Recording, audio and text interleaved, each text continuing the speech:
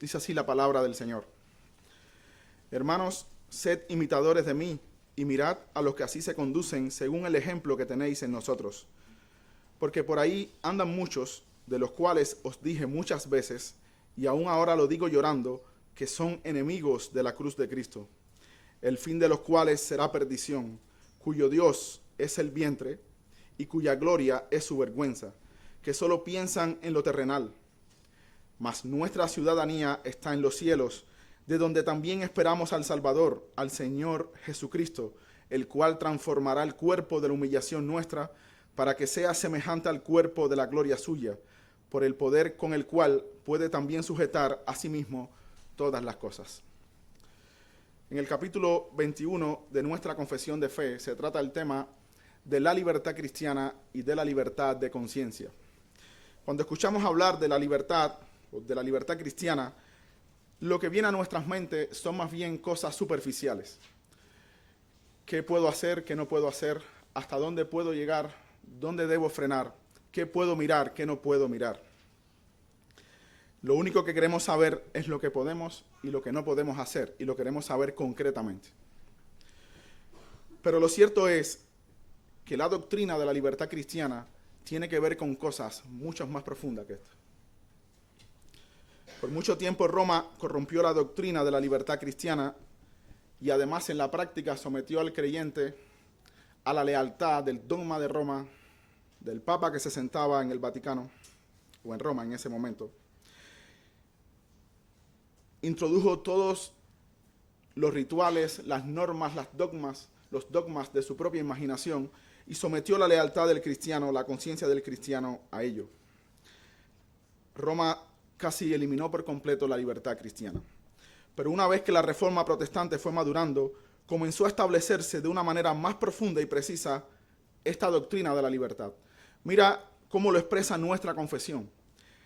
La libertad que Cristo ha comprado para los creyentes bajo el Evangelio consiste en su libertad de la culpa del pecado, de la ira condenatoria de Dios y de la severidad y maldición de la ley, y en ser librados de este presente siglo malo, de la esclavitud a Satanás y del dominio del pecado, del mal de las aflicciones, del temor y aguijón de la muerte, de la victoria del sepulcro y de la condenación eterna. Y también consiste en su libre acceso a Dios y a rendirle obediencia a Él, no por un temor servil, sino por un amor filial y una mente dispuesta. Notemos algunos detalles del texto. ¿En qué consiste esta libertad? Fuimos librados de la culpa del pecado y del dominio del pecado, pero no de la presencia del pecado. Entonces, ¿en qué consiste la libertad? ¿En que ya no hay pecado? No. Consiste en que el pecado no te domina y la culpa del pecado no pesa sobre tu conciencia. Fuimos librados de rigor de la ley, de la severidad de la ley. Fuimos librados de la maldición de la ley, pero no de sus mandatos. ¿En qué consiste la libertad cristiana? ¿En que ya no hay mandatos? No. Todavía robar sigue siendo pecado, todavía mentir sigue siendo pecado, todavía olvidarse del día de reposo sigue siendo pecado. Fuimos librados del mal de las aflicciones, pero no dice de las aflicciones, sino del mal de las aflicciones. ¿En qué consiste la libertad? ¿En que no seremos afligidos nunca más? No, sino que el mal de las aflicciones no te alcanzará. Fuimos librados del temor y del aguijón de la muerte, pero no de la muerte. Nos vamos a morir, hermanos. Nos vamos a morir, a menos que seamos esa última generación que estará sobre la tierra cuando el Señor venga. Y además tenemos un libre acceso a Dios para rendirle obediencia, no por un temor servil, sino por un amor filial y una mente dispuesta. Todo eso Cristo compró para el creyente en el nuevo pacto. Pero esta libertad tiene dos grandes enemigos. Por un lado están los legalistas, que ya Pablo los mencionó en versículos anteriores, y por otro lado tenemos a los libertinos, que Pablo los menciona en el pasaje de hoy. Ahora bien, solemos pensar en estos dos grupos de falsos maestros como diametralmente opuestos. Por un lado pensamos en el legalista como uno que quiere siempre cerrar la puerta, y por otra parte pensamos en el libertino como uno que siempre quiere abrir la puerta. Pero lo cierto es que ambos limitan la libertad que Cristo compró para el creyente. Ambos la limitan. Me explico. Los legalistas, por su parte, siempre están añadiendo cosas, dogmas, normas y obras a la fe. Ellos están haciendo la ley mucho más severa de lo que ya es. Pensemos en los fariseos. Para el tiempo del Señor ya habían añadido tanto de sus propias normas al día de reposo que le parecía pecado que alguien practicara el bien. Habían puesto sus propios criterios encima del mandamiento que ya ni siquiera podían ver la esencia del mismo. No gustes, no toques, no manejes, haz esto, haz aquello. Hermano, Cristo nos llamó a libertad. Por eso en la conclusión del concilio de Jerusalén, el apóstol Pedro se levantó y dijo que ni ellos ni sus padres pudieron jamás llevar esas cargas. Ninguno lo cumplió. Así que tanto ahora bajo el nuevo pacto, bajo el evangelio, tanto judíos como gentiles serían purificados por la fe y solo por la fe. Cristo nos libertó del rigor, de la severidad y de la maldición de la ley. Pero los libertinos, por su parte, también restringen la libertad volviéndose a poner bajo el pecado por los cuales Cristo murió. Cristo nos libertó de la esclavitud de Satanás y del dominio del pecado. Cristo nos libertó del presente siglo malo, nos libertó del mundo. ¿Cómo es que otra vez nos volvemos a poner bajo estas cosas? ¿No sabéis, dice el Señor, que cualquiera que comete pecado es esclavo del pecado? Así, los libertinos, de esta manera, pierden su libertad. Y esto es algo para reflexionar con calma. ¿Alguien pudiera afirmar que es libre del infierno, pero que no es libre del dominio del pecado?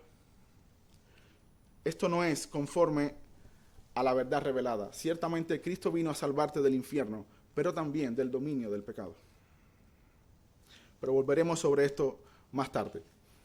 Así que podemos afirmar que, aunque en un sentido son diferentes, el legalista y el libertino, lo cierto es que están más cerca entre ellos, están más cerca uno del otro que con el verdadero creyente. Tienen más cosas en común entre ellos que con el verdadero creyente. Y muchas veces van de un lado a otro. Un legalista se convierte en el más libertino entre los libertinos y un libertino se convierte en el más estricto entre los legalistas. Y otras veces convive un legalista y un libertino en la misma persona. Son muy escrupulosos para una cosa y muy licenciosos para otras. En mi país había iglesias legalistas por todas partes, por todas partes. Las mujeres se ponían la saya por el tobillo, eran muy rigurosas en su vestir, eran muy rigurosas con sus atuendos, eran muy escrupulosas en eso. Pero sin embargo hablabas con alguien en sus iglesias y siempre se estaban quejando de que esas mujeres andaban de chisme en chisme. Escrupulosas en el vestir, licenciosas con su lengua. Mateo capítulo 23, versículo 23. Ay de vosotros, escribas y fariseos, hipócritas, porque diezmáis la menta y el eneldo y el comino, y dejáis lo más importante de la ley, la justicia, la misericordia y la fe. Esto era necesario hacer sin dejar de hacer aquello. Rigurosos con el diezmo, libertinos con la misericordia, la justicia y la fe. Como dije, están más cerca uno del otro que del verdadero creyente, pero hoy vamos a ver específicamente a los libertinos. Hemos dividido el sermón en 3 puntos. En primer lugar, vamos a ver las características de los libertinos. En segundo lugar, vamos a ver un ejemplo contrario. En tercer lugar, vamos a ver un final distinto. Y por último, haremos algunas aplicaciones. Veamos en primer lugar las características de los libertinos. ¿Quiénes eran estos hombres de los cuales el apóstol advirtió muchas veces, y aún ahora con lágrimas en los ojos, que eran enemigos de la cruz de Cristo? ¿Quiénes eran estos? Lo primero que debemos decir es que estos hombres no eran ajenos a la iglesia. Ellos se identificaban como cristianos, ellos caminaban entre el pueblo de Dios, ellos eran maestros de la iglesia. ¿Cómo lo sabemos? El apóstol dice que les advirtió muchas veces. Sin embargo, la Biblia no recoge esas advertencias. Sin embargo, aunque no tenemos las advertencias a la iglesia de Filipos, sí tenemos las advertencias a las iglesias o a la iglesia de Éfeso. En Hechos capítulo 20, Pablo se despide de los ancianos y les dice en el versículo 29, porque yo sé que después de mi partida entrarán en medio de vosotros lobos rapaces que no perdonarán al rebaño. Y de vosotros mismos se levantarán hombres que hablen cosas perversas para arrastrar tras sí a los discípulos. Por tanto, velad, acordándoos que por 3 años, de noche y de día, no he cesado de amonestar con lágrimas a cada uno. ¿Ven el mismo patrón? Por 3 años les había amonestado con lágrimas en los ojos que velaran, porque incluso de entre ellos mismos se levantarían hombres libertinos, hombres perversos. Entonces estos libertinos no eran los de afuera, eran los de adentro. ¿Quiénes fueron los que le vendieron al pueblo las indulgencias en el siglo XVI? Los de adentro, los mismos que debían pastorear la iglesia. ¿Quiénes promueven hoy en día todo el evangelio de la prosperidad, del éxito, de la salud? Los mismos de adentro, aquellos que deben pastorear la iglesia. Entonces, lo primero que debemos establecer es que estos falsos maestros estaban dentro de la iglesia. ¿Y por qué mencionamos esto que parece tan obvio? Porque a veces hablamos con cristianos que están en falsas iglesias y ellos mismos se dan cuenta que el pastor solo predica de dinero, salud, éxito, etc. Nunca predica de la cruz de Cristo, pero por alguna razón no son capaces de ver que están en medio de lobos rapaces. No son capaces de ver que están en falsas iglesias. Esta es una realidad. Los falsos maestros existen. Los enemigos de la cruz existen y caminan entre nosotros. Segunda característica del libertino, cuyo Dios es su vientre, cuyo Dios es el vientre. ¿Qué significa esta expresión? La palabra vientre es la traducción de una palabra griega que se refiere al abdomen y en sentido particular al estómago. Aquí se emplea en sentido metafórico para referirse a todos los apetitos desenfrenados, sensuales, carnales que tienen los hombres. Estos hombres no se inclinaban ante Dios, sino que se inclinaban ante sus propios apetitos carnales. Así que la segunda característica del libertino es que no tiene un freno en su corazón y puede decir junto con Salomón en los días de su vanidad: no negué a mis ojos ninguna cosa que desearan, ni aparté mi corazón de placer alguno. Eran hombres que volvían otra vez al pecado, pero ahora tenían como excusa la gracia de Dios. Y bajo este eslogan se entregan desenfrenadamente a los deseos de su propio corazón. Ahora bien, no siempre se verán como hombres apartados y entregados a todo vicio. A veces tendrán cierta apariencia de piedad, pero encubiertamente comenzarán a ser licenciosos en algunas áreas en el nombre de la libertad cristiana.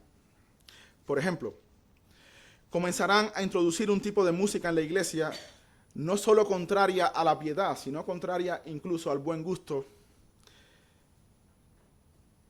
y a la decencia. Por ejemplo, música como el reggaetón, que ni siquiera está bien vista por el mundo, o el heavy metal y cosas de ese estilo. Con este tipo de música no podrás tener una reflexión teológica mientras cantas, porque esta música está apuntando a tus sentidos. Tu cuerpo, sin querer, comenzará a moverse y tu mente se irá completamente a otro lugar. Hace unos meses me escribió un amigo que es pastor en una iglesia y me dijo que habían tenido unas conferencias sobre santidad y Dios los visitó, incluso los más jóvenes se quebrantaron. Ahora, si yo te cuento esto de esta manera, ¿cómo tú te imaginas que fue esa reunión, esas conferencias? ¿Cómo te las imaginas? Luego vi en el estado unos videos de la adoración y la música era salsa, que es la música típica, la música popular del país. Y los jóvenes se movían como se movían los jóvenes en el mundo. ¿Quién estaba quedando satisfecho con aquella música? ¿Dios o los apetitos naturales de esos jóvenes? Pero si le comentas algo, te dirán que la letra es cristiana y que esa es su libertad. Esa es su libertad. Por otra parte, están los que toman el domingo como un día cualquiera. En nuestros días quizás el tiempo más grande de libertinaje evangélico es el domingo por la tarde. Todas las familias tienen sus propios planes de ocio, los jóvenes organizan sus partidos de fútbol y cada cual hace lo que bien le parece. Pero la solemnidad del día ha desaparecido casi por completo. Cuando hablas con algunos sobre esto, los más sensibles, los más espirituales, te dirán que bueno, no podemos hacer diferencia entre un día y otro, todos los días son para el Señor. Ellos no quieren quitarle el peso que lleva a guardar un día para el Señor, pero quieren mover el día a ver si así pueden salirse de la pregunta con la conciencia limpia. Sin embargo, le preguntas que si ha guardado un miércoles para el Señor o un martes para el Señor, y no ha guardado un día a la semana, ni uno mensual, ni uno anual. Entonces el problema no es el día, es que no podemos frenar los apetitos de la carne. No lo podemos frenar. Y por cierto, el día es el domingo. Es el domingo. No se lo inventó Constantino, es el testimonio del Nuevo Testamento. No guardamos este día de manera ceremonial ni legalista. No queremos eso. Pero estemos de acuerdo en que el mundo evangélico guarda este día para sí mismo. Lo guarda para sí mismo. Sin embargo, te dirán que lo hacen bajo la bandera de la libertad cristiana. ¿Qué decir también de la Iglesia de Roma? Por un lado, tan legalista, pero por otro lado, tan sensual. Nunca cesó de acaparar poder y a todos los que le resistieron, los eliminó. Toda esa inclinación a la opulencia, todo ese afán por concentrar el poder religioso en un solo hombre, ¿qué es sino los apetitos naturales del hombre natural? El capítulo 8 del libro de los Hechos, allí encontramos la historia de Simón el mago. Este se hacía pasar por uno grande en Samaria. Dice la Escritura que engañaba al pueblo con sus artes mágicas. Pero cuando Felipe estuvo predicando el evangelio, él también creyó. Entonces veía todos los milagros que se hacían y estaba asombrado. Y cuando Pedro llegó a Samaria, le ofreció dinero para que le diera también ese poder. Pedro le reprendió severamente, le dijo que estaba en prisiones de maldad. Los mismos deseos que tenía antes de poder, de fama, etc., los seguía teniendo ahora. Estaba dominado por sus propios delirios de grandeza. Su Dios era su vientre, no había cambiado en nada. Siempre pensamos en un libertino que es uno que se ha entregado abiertamente a los placeres de este mundo, y ciertamente este es un libertino. Pero también aquellos que de una manera más solapada se entregan a los deseos de su corazón. Esos también son libertinos. ¿Qué tal, por ejemplo, con los que causan divisiones en las iglesias? Los que quieren hacer valer siempre su opinión, aunque se tenga que amputar una parte del cuerpo de Cristo. Estos también son libertinos. Estos también son libertinos. Judas capítulo 1, versículo 18, lo acabamos de leer. Dice el apóstol, el medio hermano del Señor: en el postrer tiempo habrá burladores que andarán según sus malvados deseos. Estos son los que causan divisiones, los sensuales que no tienen al Espíritu. Estos andan según sus malvados deseos, los sensuales, es decir, los que siempre quieren satisfacer sus deseos. No necesariamente hay que salir los viernes a una discoteca para ser considerado un libertino. Tercera característica de los libertinos: cuya gloria es su vergüenza. Cuya gloria es su vergüenza. ¿Qué quiere decir esta expresión? Que paradójicamente aquellas cosas de las que ahora se jactan son su vergüenza. Aquellas cosas de las que están orgullosos son en realidad su propia vergüenza. Y también debemos decir que hay mucho de esto hoy en el mundo evangélico. Déjame darte algunos ejemplos. Todas esas iglesias, que ya no deberían llamarse iglesias, que han acogido todo el movimiento guay, en el nombre del amor, todos aquellos que están traduciendo la Biblia usando el lenguaje inclusivo, todos aquellos teólogos liberales que se burlan de los que toman la Biblia de manera inerrante, todos aquellos que se jactan de su erudición, negando los milagros de la Biblia, todos aquellos que se jactan de tolerantes, debemos decir que eso que hoy es su gloria, es en realidad su vergüenza. Que en todo eso, en el que el mundo le asiente y la aprueba, está también su vergüenza. En el primer libro de Samuel se nos narra que Dios le dio la orden a Saúl de acabar con los amalecitas. Le dijo que acabara con todos y con todo lo que tenían, que los destruyera todo, porque ese pueblo había resistido a Israel cuando subía de Egipto. Saúl va y ataca a los amalecitas, pero en lugar de hacer como Dios dijo y destruirlo todo, él y su ejército se quedaron con las mejores ovejas, le perdonaron la vida al rey, se quedaron con los mejores animales, los más engordados, etc. Cuando Samuel va al encuentro con Saúl, se lo encuentra muy contento. Nos quedamos con las ovejas para ofrecer sacrificios a Jehová, le dice. Él tenía un plan mejor que el plan de Dios. Dios le había mandado a destruir todo, pero él pensó que quedarse con las ovejas para los sacrificios era mejor. Esa era su gloria, pero ¿qué le dijo Dios a Samuel? Me pesa haber puesto por rey a Saúl, me pesa. Y ese día fue desechado como rey. Ese día fue el día de su vergüenza. Todos estos libertinos que se jactan de seguir sus propios pensamientos, que parecen que son más compasivos que Dios y más amorosos que Dios, eso será su propia vergüenza. ¿Y qué decir de todo este movimiento de apóstoles y profetas que tumban a la gente hacia atrás? Se le ve en el rostro, se le ven los gestos que están envanecidos de poder. Hay videos en internet donde se ve que uno de ellos tira una Biblia en el piso y todo el que pasaba de un lado al otro de la Biblia se caía. Y todo eso lo televisan y hacen un espectáculo y reprenden a Satanás. Todo eso de lo que se jactan es su vergüenza. Judas, versículo 8. No obstante, de la misma manera también estos soñadores mancillan la carne, rechazan la autoridad y blasfeman de las potestades superiores. Pero cuando el arcángel Miguel contendía con el diablo, disputando con él por el cuerpo de Moisés, no se atrevió a proferir juicio de maldición contra él, sino que dijo: el Señor te reprenda. Eso que hoy es su gloria, que lo televisan y todo, será su vergüenza.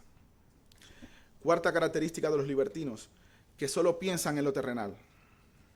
Es decir, sus metas, sus aspiraciones, sus temas de conversación, sus deleites están en las cosas de este mundo. Sus gustos son como los del mundo. Sus pensamientos están en las cosas terrenales. El cielo no está en sus pensamientos. Ellos anhelan Canaán, pero no una patria celestial. Estos hombres no están pensando en las glorias venideras, ni están interesados en el bien de la iglesia, ni velan por los intereses de Cristo. Estos hombres, como dice Judas, se apacientan a sí mismos. Bien, todo este movimiento que tenemos hoy, de la prosperidad financiera, de la salud, del éxito, ¿qué es sino pensar solamente en lo terrenal?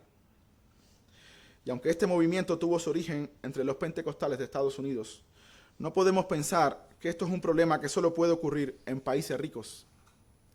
Porque el libertinaje no es un problema de las circunstancias, es un problema del corazón. Este evangelio de la prosperidad floreció en Cuba, en un país pobre como Cuba. Y en los otros países pobres de la región también floreció.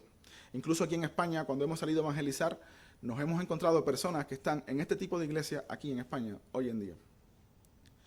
La cuarta característica de los libertinos es que solo piensan en lo terrenal. Ellos solo buscan comodidad, fama, poder, dinero, etc., solo que no lo pueden decir abiertamente, así que usan la piedad como fuente de ganancias.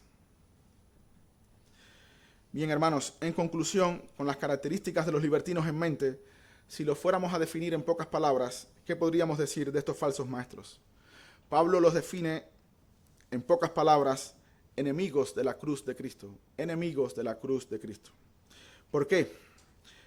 Porque estos hombres, en nombre de la libertad cristiana, se vuelven a los mismos pecados por los que Cristo murió en la cruz. Dice Judas que estos son hombres impíos que convierten en libertinaje la gracia de Dios. Lamentablemente debemos decir que estos hombres no son pocos. Pablo dice, por ahí andan muchos. Y es muy fácil que los cristianos comiencen a seguirlos en sus costumbres. Pero Pablo le señala otro ejemplo, y eso nos lleva a nuestro segundo punto. Un ejemplo contrario. Dice nuestro texto: hermanos, sed imitadores de mí, y mirad a los que así se conducen según el ejemplo que tenéis en nosotros, porque por ahí andan muchos, de los cuales os dije muchas veces, y aún ahora lo digo llorando, que son enemigos de la cruz de Cristo. Pablo apunta a que lo imiten a él y a aquellos que se conducen según su propio ejemplo. Y la razón es precisamente porque por ahí andan muchos que bajo el mismo nombre de cristianos se conducen de la manera que acabamos de ver. Ahora bien, ¿cómo era esa conducta? Pues precisamente contraria a la conducta de los libertinos. Por ejemplo, podemos decir de Pablo o de Timoteo o de Epafrodito que su Dios era su vientre. Se puede ver claramente que estos hombres eran guiados por sus propios impulsos o por el contrario, eran guiados por el Espíritu de Dios. Dice Pablo de Timoteo, en un texto que ya vimos, que no tenía nadie que se interesara por la iglesia como Timoteo. Todos los demás pensaban en lo suyo propio o buscaban lo suyo propio y no lo que era de Cristo Jesús. Y esto es contrario a los libertinos. Judas dice de los libertinos que estos adulaban a las personas para sacar provecho. Timoteo, en cambio, sí estaba interesado verdaderamente en las personas. ¿Acaso tenemos en Pablo un ejemplo de un hombre con deseos de poder? ¿Tenía el perfil Pablo de un futuro papa? Mientras el obispo de Roma se puso por encima de los otros obispos, Pablo se consideraba el más pequeño de todos los apóstoles. Cuando estaba preso en Roma y muchos que estaban libres estaban predicando a Cristo por contienda, él no se enojó ni les prohibió nada. Déjalos que prediquen, si al final Cristo es predicado. Pablo no buscaba sobresalir, un ejemplo contrario a los sensuales. Pablo no les daba riendas sueltas a sus apetitos carnales, sino que por el contrario golpeaba su propio cuerpo y lo ponía en servidumbre. Y esto, por supuesto, no tiene nada que ver con la autoflagelación que practican los católicos. Esto es un lenguaje figurado.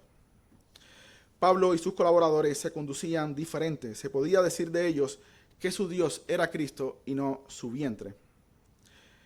En Hechos capítulo 20, versículo 22, dice Pablo: ahora he aquí, ligado yo en espíritu voy a Jerusalén sin saber lo que allá me ha de acontecer, salvo que el Espíritu Santo por todas las ciudades me da testimonio diciendo que me esperan prisiones y tribulaciones, pero de ninguna cosa hago caso, ni estimo preciosa mi vida para mí mismo. Ni siquiera estimaba su propia vida.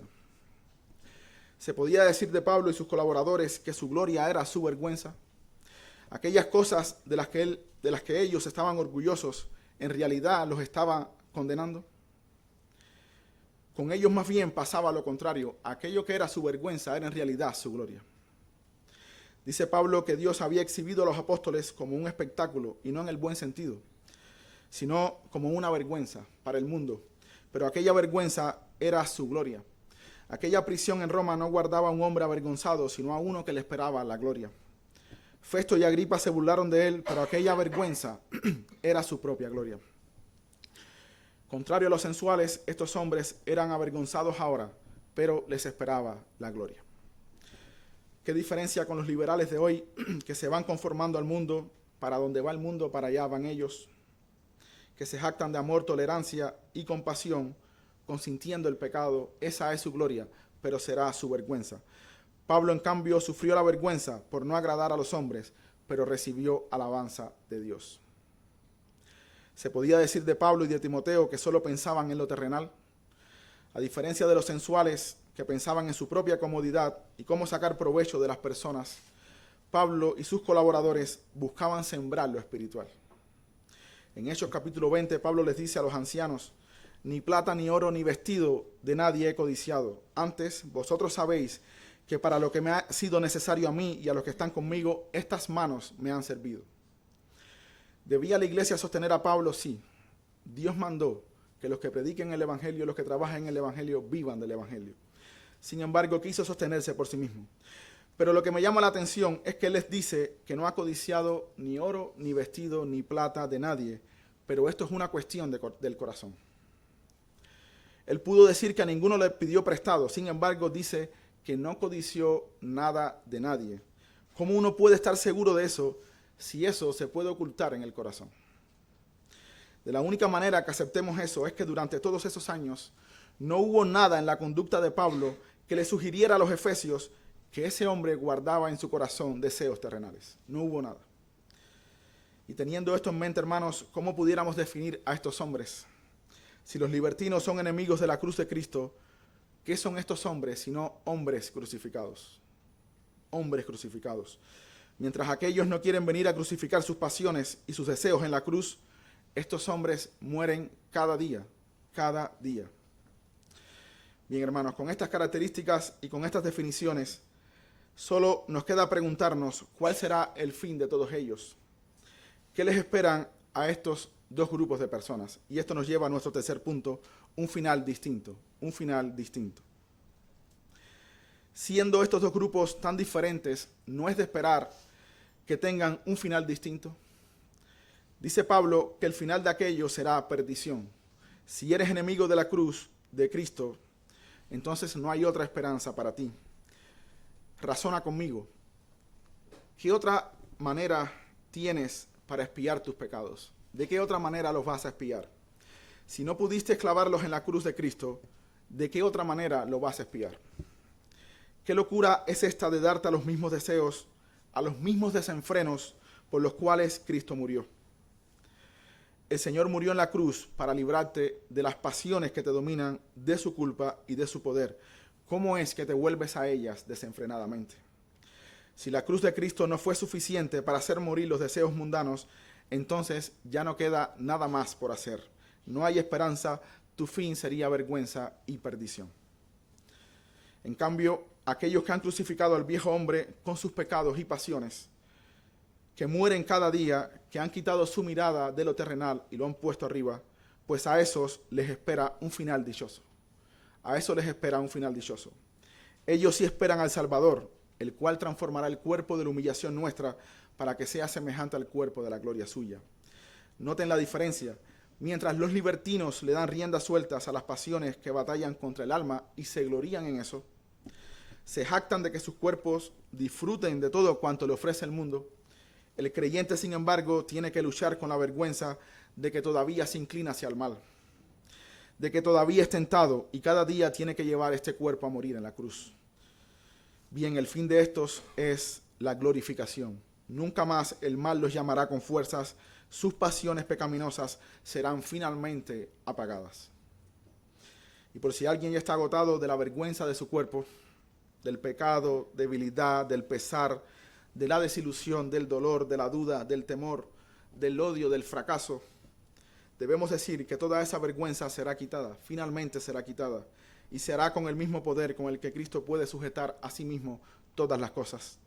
El poder que mantiene la tierra sobre la faz del abismo, el poder que mantiene los cuerpos celestes en el firmamento, ese es el mismo que transformará nuestro cuerpo de vergüenza en gloria. Como dije antes, el fin de uno será perdición, el fin de los otros será dichoso. Dos finales totalmente distintos. Bien, hermanos, algunas aplicaciones. A veces solemos pensar en los libertinos de manera muy superficial. Solo un hombre que se ha entregado a todo vicio sería digno de clasificarlo como un libertino. Pero lo cierto es que la cuestión es mucho más profunda. Hoy podemos ver con pesar que la iglesia de Cristo se está volviendo más sensual, más atractiva para el mundo, está copiando los modelos del mundo. Vemos incluso cómo algunos están siendo muy celosos de algunas doctrinas, se están reformando en algunas doctrinas y sin embargo no quieren reformar su manera de vestir, su manera de adorar, su manera de conducirse en la vida. A veces nos parecemos tanto al mundo que si no mencionamos a Cristo nadie puede discernir que somos creyentes. Hay una tendencia marcada, y no lo digo yo, los ministros están alzando su voz con mucha preocupación por toda esta mundanalidad que se está metiendo dentro de la iglesia. Veamos dos preguntas de autoexamen para ver si estamos siguiendo sin querer el espíritu libertino que está recorriendo el mundo evangélico hoy. Primera pregunta. Al analizar tu vida cristiana, al analizar las decisiones, las grandes y también las pequeñas que tomas a menudo, aquí somos varios emigrantes, hemos tenido que tomar decisiones grandes, pero no solo esas, las que tomamos diariamente, si voy a responder con dureza a mi esposa o no, si voy a someterme en esto pequeño a mi esposo o no, si voy a permitirme en esto un poco de pereza o no, cosas pequeñas sobre las cuales decidimos a diario. Si analizamos nuestra vida, pudiéramos afirmar que el Espíritu Santo ha guiado nuestros pasos, o más bien son nuestras emociones, nuestros apetitos carnales. ¿Quiénes son los que han guiado nuestros pasos? Piensa, ¿quién ha estado al volante generalmente durante todos estos años? Se requiere un poco de rigor para el autoexamen. Necesitamos ser lo más sinceros posibles en esto. Nadie más puede hacerlo por nosotros, pero daré alguna pista. Por lo general, el premio a no seguir nuestros impulsos carnales, por lo general el premio a seguir la guía del Espíritu Santo es una buena conciencia. Es una buena conciencia. Pensemos, hermanos, ¿quién se está sentando en el trono de Dios? ¿Tus propios apetitos? Si tu conciencia te golpea, es muy probable que sí, que tus propios deseos estén sentados en el trono de Dios. Sin embargo, te tengo una buena noticia. No estás en el punto sin retorno. No estás en el punto sin retorno. ¿Por qué? Porque los libertinos no tienen mala conciencia de su vergüenza, sino que se glorían en eso. Ellos se glorían en eso. Así que si no estás orgulloso de lo que haces, vuelve y crucifica esos deseos en la cruz antes de que se hagan más fuertes y comiences a gloriarte en ellos. Entonces Jesús dijo a sus discípulos: si alguno quiere venir en pos de mí, niéguese a sí mismo, tome su cruz y sígame. Segunda pregunta. La primera fue acerca de las decisiones que tomamos. Esa nos puede decir si Cristo se sienta en el trono o son nuestros propios deseos. La segunda es acerca de nuestras conversaciones. ¿Cómo están nuestras conversaciones? Algunas palabras que se traducen en nuestra Biblia como conducta, a los antiguos les gustaba traducirla como conversaciones. Las conversaciones dicen mucho del cristiano. ¿Cómo están nuestras conversaciones? ¿Y por qué debemos mirar nuestras conversaciones? Porque de la abundancia del corazón habla la boca. Y allí donde está nuestro corazón, está también nuestro tesoro. ¿Esto significa que debemos hablar entre nosotros siempre citando la Biblia? Hermano, ¿cómo estás? Bien, Salmo 23, Jehová es mi pastor, nada me faltará. ¿Y tú cómo estás? Bien, Romanos 8:1, ninguna condenación hay para los que están en Cristo Jesús. No tenemos que hablar siempre citando la Biblia. De hecho, pienso que el cristiano es el mejor preparado para hablar de cualquier tema, de religión, de política, de arte, de todo, porque todo eso lo analiza bajo la luz de la palabra de Dios. Pero si nuestras conversaciones siempre son el vestido, la comida, el coche, el fútbol, entonces nuestro corazón está aquí, nuestros gustos son de aquí, son terrenales. ¿No es acaso la vida más que la comida? ¿No es acaso el cuerpo más que el alimento, la vida más que el vestido, dice el Señor? Entonces, mi hermano, si tu conversación se ha vuelto terrenal, si te has dado cuenta que tus gustos, tus metas, tus deseos han echado raíces en este mundo, entonces comienza a mirar hacia arriba, a tu patria celestial.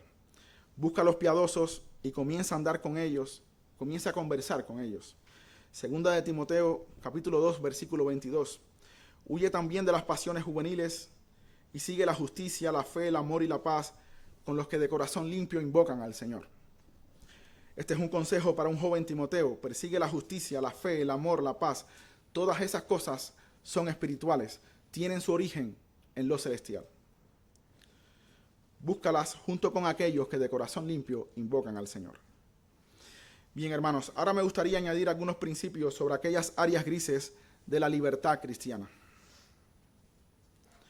Siempre que hablamos de libertad cristiana, lo que queremos oír es qué cosas puedo hacer, hasta dónde puedo llegar, todavía puedo ir hasta allí y todavía ser cristiano. Dime algo concretamente.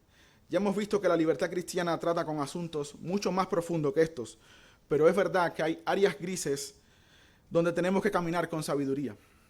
Sobre estas áreas te puedes encontrar todo tipo de discusiones y te puedes encontrar todo tipo de posturas. Algunos tendrán una tendencia más marcada al legalismo y otros al libertinaje. Yo me he encontrado todo tipo de especies, me he encontrado cristianos que se abstienen casi de todo y no le imponen sus normas a nadie. Ellos lo hacen de verdad para el Señor y son una fuente de inspiración. También he conocido a otros que son muy sabios en el uso de su libertad y saben exactamente hasta dónde pueden llegar. Ellos pueden disfrutar de las cosas lícitas con limpia conciencia y nunca mancharlas. Por otra parte, también podemos encontrar híbridos, algunos que son muy escrupulosos en ciertas áreas y licenciosos en otras. Pero en todos estos casos no nos referimos a pecado. Aunque usamos estos términos como legalistas y libertinos, estamos hablando de áreas grises donde la Biblia no regula con normas. Por ejemplo, ¿cuánta cerveza se puede tomar un cristiano? La Biblia no regula exactamente qué porcentaje de alcohol un cristiano puede ingerir. Sin embargo, está bien delimitado en sus contornos. Si tú dices que un cristiano se puede emborrachar, has cruzado el límite, porque la Biblia dice claramente que un cristiano eso no lo puede hacer. Pero si te vas al otro extremo y dices que el cristiano no puede ingerir nada de alcohol, pues has cruzado el otro límite, porque la Biblia sí enseña eso. Al Señor le llamaron bebedor. Entonces está bien delimitado en los bordes, pero en el medio es una zona gris y ahí entran muchos principios. Y como esto, muchas cosas. Uno se puede encontrar discusiones de que si un cristiano puede ir o no al cine, si puede ir o no a la playa, de todo tipo de conversaciones. Ahora bien, hermanos, si te sientes identificado con uno de estos extremos, no te sientas mal. Aquí todos vamos creciendo y antes hacíamos cosas que hemos dejado de hacer. porque fuimos corregidos por un pastor o por un hermano, nos dijo, mira hermano, esto que haces tiene esta connotación, tiene este trasfondo, etc. Todos vamos creciendo. O a lo mejor te estabas absteniendo de cosas que eran totalmente lícitas y juzgando injustamente a un hermano. No importa, todos vamos creciendo. Ahora bien, como dije, voy a dar algunos principios que nos pueden ayudar en estas áreas grises. Yo sé que a veces queremos que nos digan concretamente hasta dónde se puede ir y hasta dónde no, para no tener que pensar. Pero eso no te lo puedo decir, porque en estas áreas cada caso es particular y se necesita muchas veces un criterio pastoral para ayudarte a discernir en tu caso particular si puedes llegar hasta ahí o no. Pero sea cual sea tu caso, estos principios te pueden ayudar a ejercer la libertad cristiana. No son todos los que existen, son solo algunos, pero estos nos pueden ayudar. Primero, que el ejercicio de tu libertad no menoscabe la gloria de Dios. Que el ejercicio de tu libertad no menoscabe la gloria de Dios. Que aquellas cosas que haces no estén en contra de la gloria de Dios, sino que la promuevan. Primera de Corintios capítulo 10, versículo 31. Si pues coméis o bebéis o hacéis otra cosa, hacedlo todo para la gloria de Dios. Que el ejercicio de tu libertad busque primeramente agradar a Dios y no a ti. Segundo, que el ejercicio de tu libertad te estimule a cantar alabanzas al Señor. ¿Has pensado en este? Aquello que te hace feliz te estimula a cantar alabanzas al Señor. O más bien te da vergüenza hacer participar al Señor de eso. Santiago capítulo 5 versículo 13. ¿Está alguno entre vosotros afligido? Haga oración. ¿Está alguno alegre? Cante alabanzas. No deberías tener mala conciencia para cantar alabanzas al Señor por aquellas cosas que te hacen feliz. Tercero, no todo lo que te es lícito te conviene, no todo lo que te es lícito te edifica. Puede que muchas cosas lícitas de las que puedes participar o que pudiera participar cualquier creyente, en tu caso particular, sea mejor abstenerse. Si vienes de un pasado con problemas con la bebida, a lo mejor en tu caso es mejor abstenerse completamente. Si hay algunas cosas que te pueden dominar, no te convienen, aunque sean lícitas en sí mismas. Por otra parte, puede que cosas lícitas no tengan ningún provecho a largo plazo, pueden que no edifiquen. No sé, hoy tenemos el fútbol, a mí me gusta el fútbol, no tengo tiempo para ver los partidos, pero sí leo los resultados del Madrid, por ejemplo. Yo creo que podemos disfrutar un partido de fútbol a los que nos guste, pero ¿te imaginas seguir la temporada entera, partido a partido? Eso no tiene ningún provecho. ¿Cuántas horas vamos a malgastar en eso? No tiene ningún provecho. No es edificante. No hay nada inmoral con eso, pero no es edificante. Primera de Corintios capítulo 10, versículo 23. Todo me es lícito, pero no todo conviene. Todo me es lícito, pero no todo edifica. Cuarto, la libertad cristiana nunca debe ser ostentada. La libertad cristiana nunca debe ser ostentada. Tú no necesitas ejercer tu libertad para disfrutarla. De hecho, si tienes que ejercerla a toda costa, aunque eso signifique molestar a otros creyentes, no es libertad en absoluto. Tú eres más bien esclavo de eso. Romanos capítulo 14, versículo 22. Tienes tu fe, tenla para contigo delante de Dios. Bienaventurado el que no se condena a sí mismo en lo que aprueba. ¿Estás convencido de que puedes hacer eso? ¿Tienes mucha fe de que sí? Pues perfecto, tenla contigo, para contigo delante de Dios. Y quinto, la libertad cristiana nunca debe ser usada como piedra de tropiezo para otro creyente. Primera de Corintios capítulo 8, versículo 13. Por lo cual, si la comida le es a mi hermano ocasión de caer, no comeré carne jamás, para no poner tropiezo a mi hermano. Bien, hermanos, son solo algunos principios para ejercer la libertad en esas áreas grises. En general, toda nuestra libertad debe estar regulada por el principio de no agradarnos a nosotros mismos, porque ni aun Cristo se agradó a sí mismo. Usemos nuestra libertad más bien para agradarnos unos a otros y para promover la unidad y la paz dentro de la iglesia. No esperemos darle la bienvenida al hermano a nuestro círculo íntimo solo cuando entienda las cosas como yo le entiendo. Hermanos, ya Cristo recibió a ese hermano, aunque no tenga tu misma luz en ciertas áreas grises. No te conviertas en su juez. No te conviertas en su juez, sabiendo que vas a ser medido con la misma vara.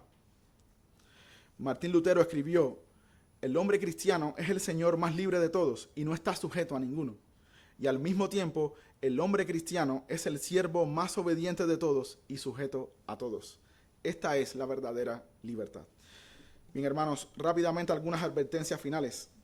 Recuerda que Cristo te libertó del poder del pecado, del dominio del pecado. Este es el fundamento de la libertad. No te engañes a ti mismo pensando que eres libre del infierno y al mismo tiempo esclavo del pecado. Guárdate del cristianismo contemporáneo que se parece al mundo, huele como el mundo, sabe como el mundo. Aunque prediquen a Cristo, sus justos son los del mundo, sus métodos son los del mundo, sus familias se conforman con las ideas del mundo. Luego es verdad que estamos en el mundo, pero recuerda, no somos del mundo. Un barco navega sobre el agua, pero no debe entrar el agua en él. Un cristiano debe estar en el mundo, pero no debe estar el mundo en él. No camines como uno sin ley, sabiendo que tenemos la ley de Cristo. Busca hombres fieles que tengan la conducta de los santos del pasado y el ejemplo que ves en los santos en la Biblia. Búscalos y quédate con ellos, esperando la venida gloriosa de nuestro gran Dios y Salvador, Jesucristo. Termino con la exhortación de Pedro a los expatriados. Esta es la exhortación de un anciano. Amado, yo os ruego como extranjeros y peregrinos, le ruega, yo os ruego como extranjeros y peregrinos que os abstengáis de los deseos carnales que batallan contra el alma.